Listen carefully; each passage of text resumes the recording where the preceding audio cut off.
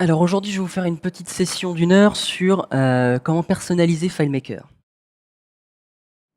Alors déjà, qui je suis?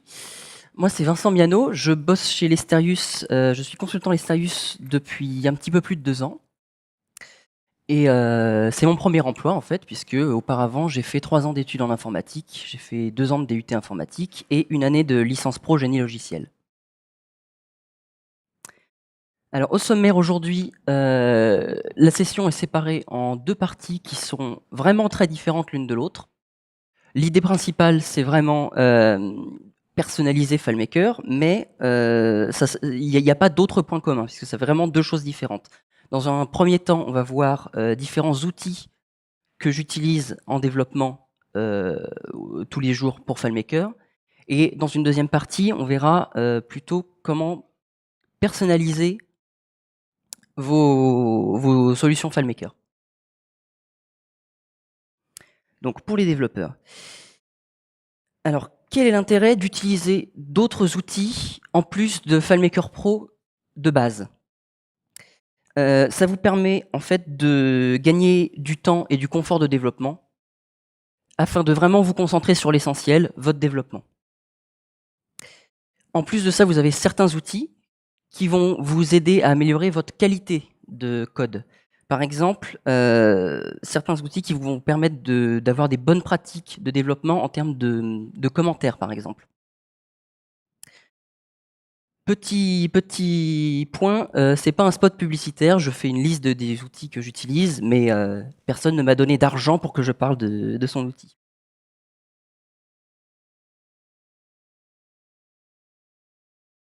Ça va venir. Alors, en 1er lieu, la rédaction automatique. Pour ça, j'utilise Typeit4me. Alors rédaction automatique, qu'est-ce que c'est?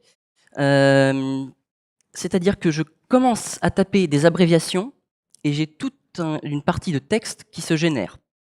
Alors concrètement, qu'est-ce que ça donne? Je vais fermer ça.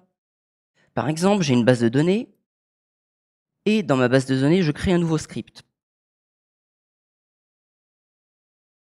Pour documenter mes scripts, correctement, j'aime bien avoir un en-tête où je vais donner un certain nombre d'informations.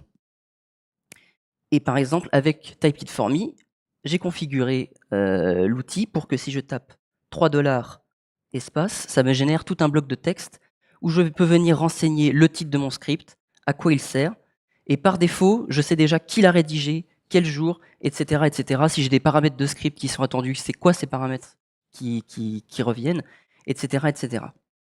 Donc j'utilise ça pour l'en-tête, mais aussi pour d'autres choses. Par exemple, en pied de script, je mets les logs. Hop, donc là, je sais, encore une fois, qui a créé le script et à quelle date. Donc là, c'est un petit peu redondant avec le dessus. Mais par exemple, le lendemain, je viens faire une modification dans ce script ou bien quelqu'un d'autre, un collègue, vient aussi modifier ce script. Il a juste à retourner dans ce pied de page et venir ici dire: «Bon, bah, voilà, aujourd'hui, c'est de générer automatiquement la date et la personne et j'ai modifié» et cetera, ce que j'ai modifié. Donc ça peut marcher pour ce genre de choses. Également dans un script, si j'ai modifié une étape, je peux venir dire: «Cette étape a été modifiée par moi tel jour». Donc ça me permet d'avoir un petit peu un versionning, de savoir: «Tiens, ça a été rajouté après, donc pourquoi est-ce que le comportement est différent d'avant?» Donc ça, c'est pour des commentaires, mais ça sert aussi à d'autres choses. Par exemple, souvent, on va récupérer, des paramètres de script et quand je crée ma variable de paramètres en début de script, j'ai juste à taper quelques lettres et j'obtiens tout de suite ma fonction obtenir. Alors oui, c'est vrai, j'ai oublié de le préciser, je développe en anglais, désolé, donc j'aurais les en-têtes sont en anglais, mais ça marche très bien aussi en français en fonction de comment vous le configurez. Donc voilà et puis, ça peut marcher aussi, dans votre base. Par exemple, si je suis en train de, de créer une rubrique et que j'ai besoin d'un gros bloc de texte pour savoir si cette rubrique, peut contenir suffisamment de texte ou non, je peux venir, taper du texte, de test et ça me génère tout un bloc.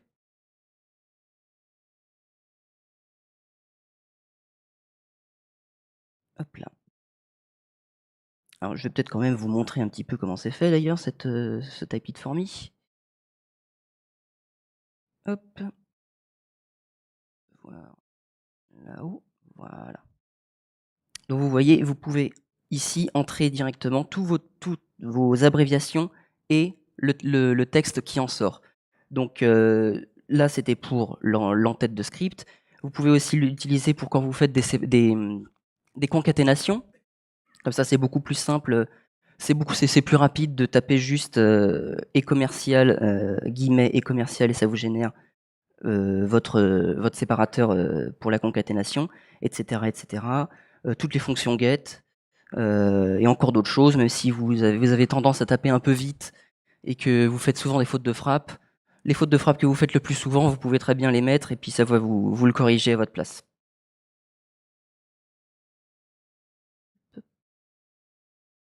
Alors le suivant, les raccourcis clavier supplémentaires. Là pour le coup, vous n'avez même rien à installer. Si vous êtes sur macOS, c'est natif. Ce qui m'ennuie un petit peu avec FileMaker, c'est que moi je suis tout le temps sur mon clavier. Et il y a certains onglets qui ne sont pas accessibles via un raccourci clavier par défaut. Vous avez des raccourcis clavier qui sont déjà là, hein, par exemple le commande MashD pour accéder au graphe de lien à la gestion des rubriques.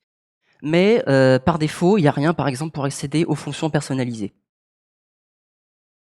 Donc, moi, dans FileMaker, je peux gérer d'autres raccourcis clavier.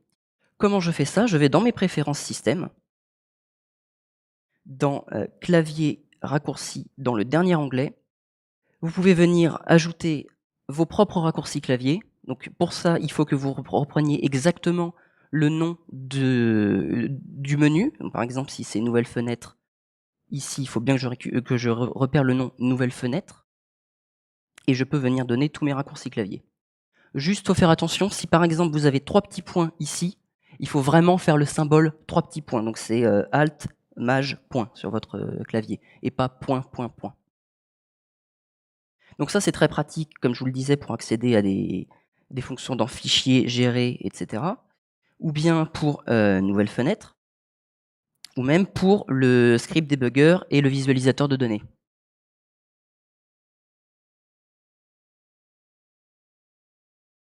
Ensuite, celui-là, vous en avez sûrement déjà entendu parler, puisque ça fait partie des nouveautés de la FileMaker 17. Même si vous ne l'utilisez pas, vous avez peut-être déjà entendu parler de celui-là. C'est la possibilité d'avoir des champs par défaut à la création d'une table. Quand vous créez une table, souvent, on aime bien avoir déjà certains champs dans toutes les tables. Par exemple, qui a créé l'enregistrement, quand, qui a fait la dernière modification, et aussi des séparateurs. Par exemple, si vous avez l'habitude de séparer vos rubriques de données, vos rubriques de calcul, etc., etc., c'est quelque chose que vous avez dans beaucoup de tables, dans toutes vos tables, si c'est ce que vous aimez bien faire en développement. Et donc pour cela, donc vous voyez, si je crée une nouvelle table dans ma petite base de test, hop, j'ai déjà un certain nombre de champs de remplis.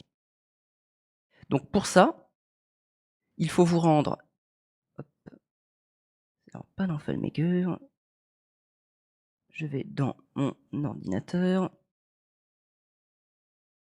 hop, utilisateur, shared, FileMaker, shared. J'insiste sur le shared, là pour le coup, même si votre système est en français, il faut que ce soit marqué shared.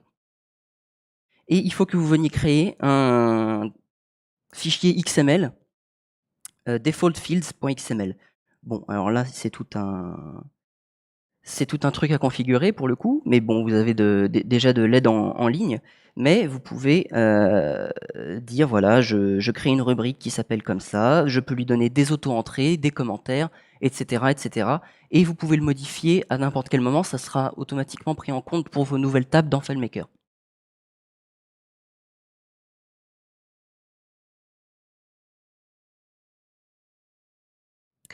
Ensuite, un outil pour la recherche dans les scripts. Alors, avec ça, j'utilise ToEmpowerFM. ToEmpowerFM, il vous permet de rechercher un mot-clé dans tous les scripts de votre application.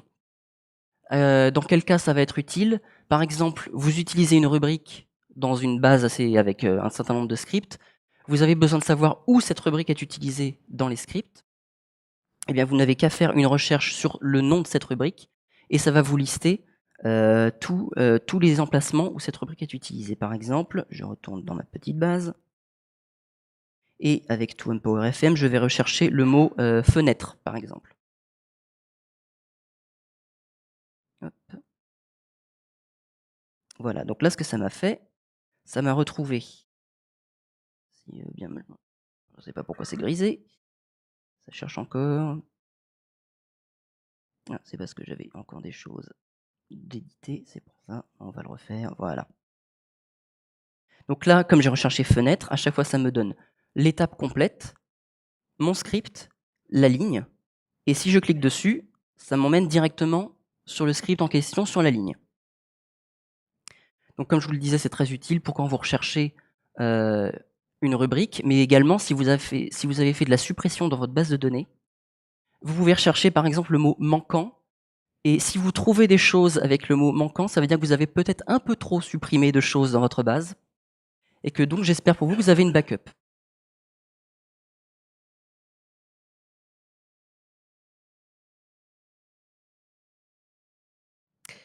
Ensuite, la coloration syntaxique. Alors pour ça, j'utilise une partie du plugin MBS. Donc le plugin MBS, c'est un plugin FileMaker qui ajoute des tas et des tas et des tas de fonctions à FileMaker.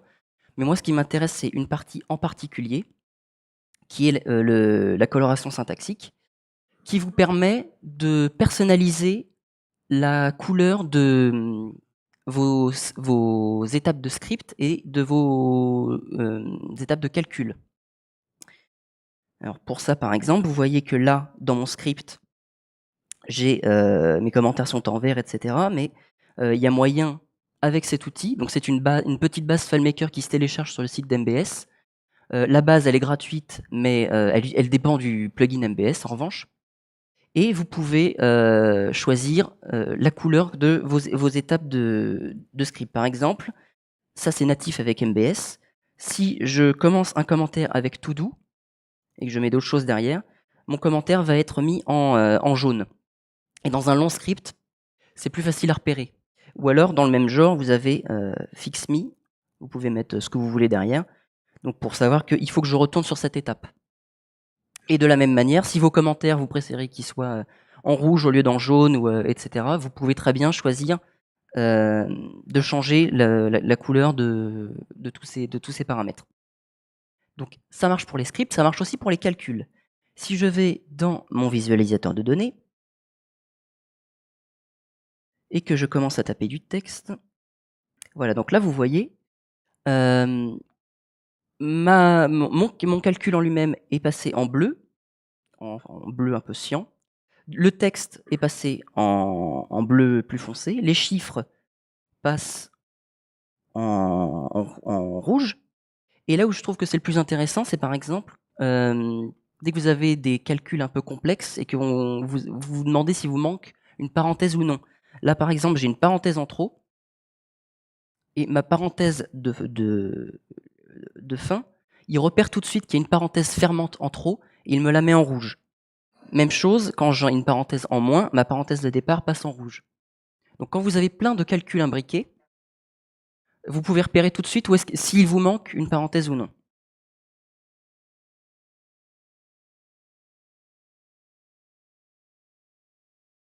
Ensuite, pour retrouver les propriétés des objets d'un modèle, il y a un autre outil qui est FMX-Ray Specs. Alors pour ça, c'est quand vous construisez vos modèles, que vous avez des modèles qui sont un peu gros, qui ont beaucoup d'objets. Tout ce que vous avez à faire, c'est vous passez en mode modèle, vous copiez tous les objets de votre modèle, et vous collez ici tous vos objets. Donc là, ça vous permet d'analyser pour tous vos objets leur type, leur nom, s'ils sont en possibilité d'édition, de modification, etc. Et ensuite, vous avez un tas d'autres critères. Par exemple, si vous voulez savoir si vous avez des objets qui ont des déclencheurs de script ou bien du formatage conditionnel. Et un que j'aime beaucoup, pour la gestion des thèmes. Parce que j'aime beaucoup dans mes modèles avoir des thèmes bien définis, qui sont toujours enregistrés. Et quand vous avez des modèles qui sont très complets, c'est toujours sympa de repérer si vous avez oublié d'enregistrer le thème de certains objets. Vous aurez une petite, un petit point qui va s'afficher dans l'outil pour vous dire: «Attention, celui-là, il vient du style, par défaut, mais il est passé en rouge», par enfin, ça vous dit pas que c'est passé en rouge, mais ça vous dit: «Attention, ça a été, surchargé par rapport au style de base».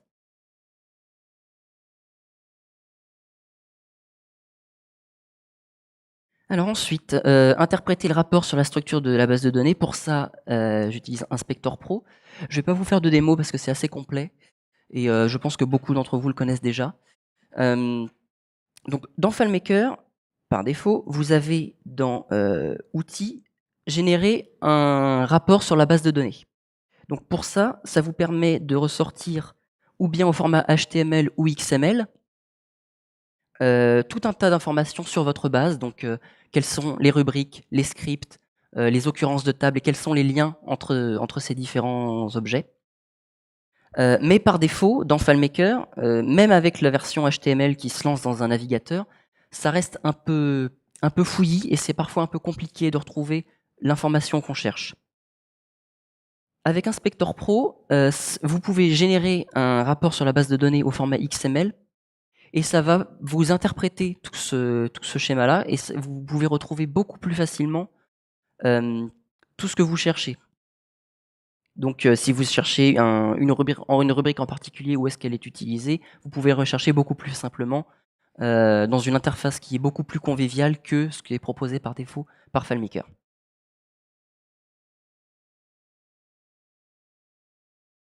Et le dernier outil dont je voulais vous parler, hem, c'est un outil qui vous permet d'enregistrer, entre autres, des formules de calcul et également de modifier des objets de modèle. Donc ça, c'est Clip Manager. Hem, donc avec Clip Manager, vous pouvez très bien partager des objets FileMaker ou avec d'autres personnes dans un groupe. Donc par exemple, nous, ce qu'on a bien utilisé, c'est quand on fait des fonctions personnalisées et que ce sont des fonctions personnalisées qu'on trouve, intéressantes et qui peuvent être génériques. On copie cette fonction personnalisée et on la met dans Clip Manager et au sein d'un même groupe, on a tous accès à cette fonction personnalisée. Donc on peut se faire des bibliothèques de fonctions personnalisées. Il n'y a pas que les fonctions personnalisées qu'on peut partager comme ça, mais c'est surtout pour ça qu'on l'utilise. Et autre chose que permet de faire Clip Manager, c'est de modifier les attributs d'objets dans un modèle. Par exemple, vous avez un modèle qui est basé sur une occurrence de contact, et vous voulez d'un coup que ce modèle passe sur finalement une occurrence de société. Eh bien, vous avez juste à copier tous les objets de ce modèle, les mettre dans Clip Manager et de dire bon bah tous les endroits où j'avais mon nom d'occurrence de table en contact, je veux que tu me les remplaces en société. Il fait ce remplacement et vous n'avez plus qu'à recopier ce qui a été mis dans Clip Manager et le recoller dans votre modèle. Comme ça, vous n'avez pas à repasser sur chacune de vos rubriques, de vos tables externes, etc.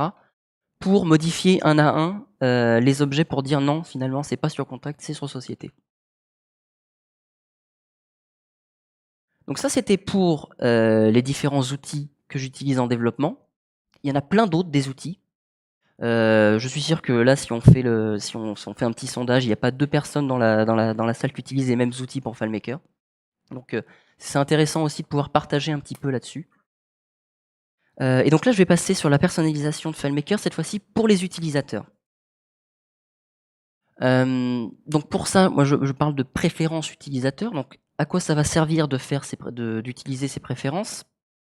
Donc c'est pour garder une trace de ce qu'ont fait vos utilisateurs de leur choix dans l'application. Et dans l'exemple que je vais vous montrer, ça va être par exemple pour dire je veux passer mon application dans telle ou telle langue. Alors jusqu'à maintenant, il y avait plein de techniques qui étaient utilisées. Là, vous allez voir, j'utilise du JSON pour ça. Alors ça, c'est quelque chose qui prend du temps à mettre en place.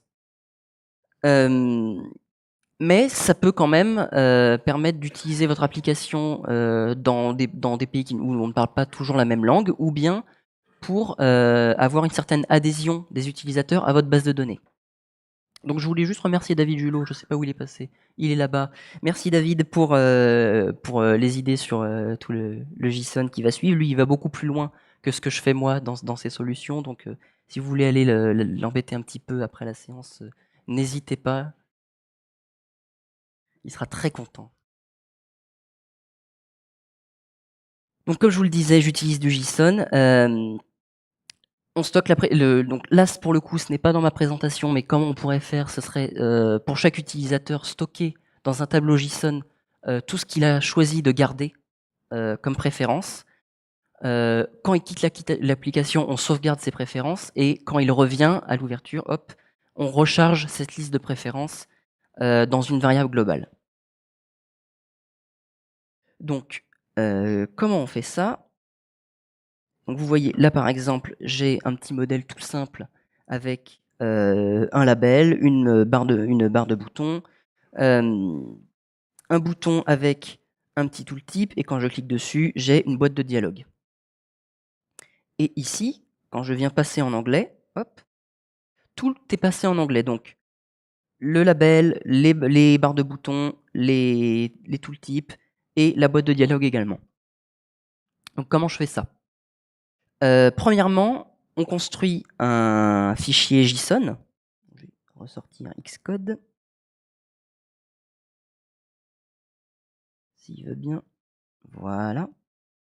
Donc pour ça, je ne vais pas m'attarder en détail sur comment il est composé, c'est plus pour vous expliquer comment c'est fait de manière générale. Donc j'ai tout un JSON où je peux avoir déjà certaines choses qui sont mises par défaut. Par exemple, là, je veux que pour un utilisateur, par défaut, quand il arrive dans l'application, la langue, ce soit la langue française qui soit prise en compte. Et donc pour chaque langue, le français et l'anglais, je viens définir les différents objets que j'ai dans mon modèle. Par exemple, là j'ai une barre de navigation qui est composée de 3 boutons, mon bouton de contact, de société et de catalogue. Et ensuite, je viens dire, bon bah, le premier item, c'est le label de mon bouton, donc juste le mot contact. Et en dessous, je viens mettre le tooltip. Et enfin, pour chaque objet, je viens dire quel est son type. Donc je fais ça pour plusieurs barres de boutons, pour des boîtes de dialogue également. Là, pour le coup, c'est l'entête de la boîte de dialogue, le contenu, ce qu'il y a dans le premier, le deuxième, le troisième bouton. Et aussi, je pourrais avoir la première, deuxième et troisième rubrique dans la deuxième partie de la boîte de dialogue. Donc tout ça, je le mets dans mon fichier JSON. Et ce fichier JSON, à l'ouverture de mon application, où est-ce qu'il est? Il est là, mon visualisateur de script. Je vais retirer mes bêtises. Je viens en premier lieu, par exemple, comme je vous le disais, prendre la langue par défaut, donc avec un JSON getElement, je viens chercher dans mon fichier de langue la langue par défaut qui est là. Hop. Puis je viens charger mes préférences. Donc encore une fois, c'est avec un JSON getElement. Et cette fois-ci, je viens prendre dans mon fichier JSON celui-ci uniquement les données de ma langue qui a été chargée à l'ouverture. Et je rafraîchis ma fenêtre.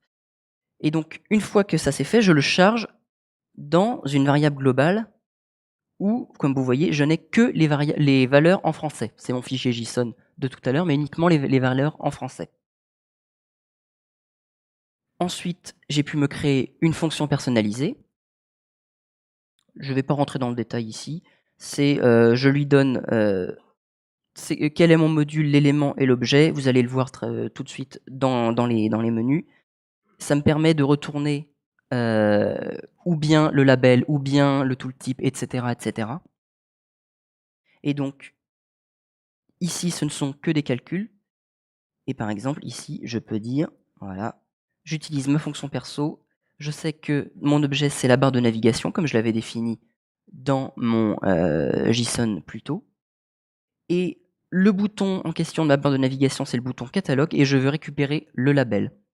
Si je veux le tooltip, exactement la même chose, sauf que cette fois-ci, je récupère le tooltip, etc., etc.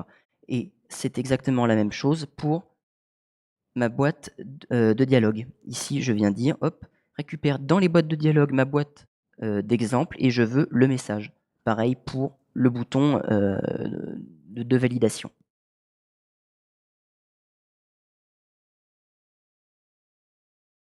Donc voilà, j'ai été un petit peu vite, dis donc. En conclusion, comme je vous le disais tout à l'heure, il y a des tas et des tas d'outils qui peuvent être utilisés pour FileMaker. Le mieux, c'est de trouver ceux qui vous parlent le plus. Dans ce que je vous ai présenté, il y a peut-être des choses qui ne vous intéressent pas, il y a peut-être des choses que vous avez trouvées intéressantes ou des choses que vous vous dites mais pourquoi il n'en a pas parlé? Moi, j'utilise ça tous les jours. Donc, utilisez ce que vous trouvez le plus intéressant. Ensuite, voilà, si vous voulez passer un peu de temps pour gérer les préférences de vos utilisateurs, si c'est même juste des préférences de base, comme tel utilisateur veut avoir des valeurs monétaires en dollars ou en euros, ou ce genre de choses, ça peut améliorer l'adhésion de vos utilisateurs à votre base de données. Et comme vous avez pu le voir, on peut décliner assez facilement une application dans plusieurs langues, et c'est assez simple en fin de compte d'ajouter une nouvelle langue, puisque si je voulais ajouter encore une langue maintenant, dans mon JSON, j'aurais juste à copier par exemple le français, le coller et faire la modification juste des valeurs qui sont affichées, la structure reste la même. Donc voilà, est-ce que vous avez des questions? Non? Bon, bah, merci.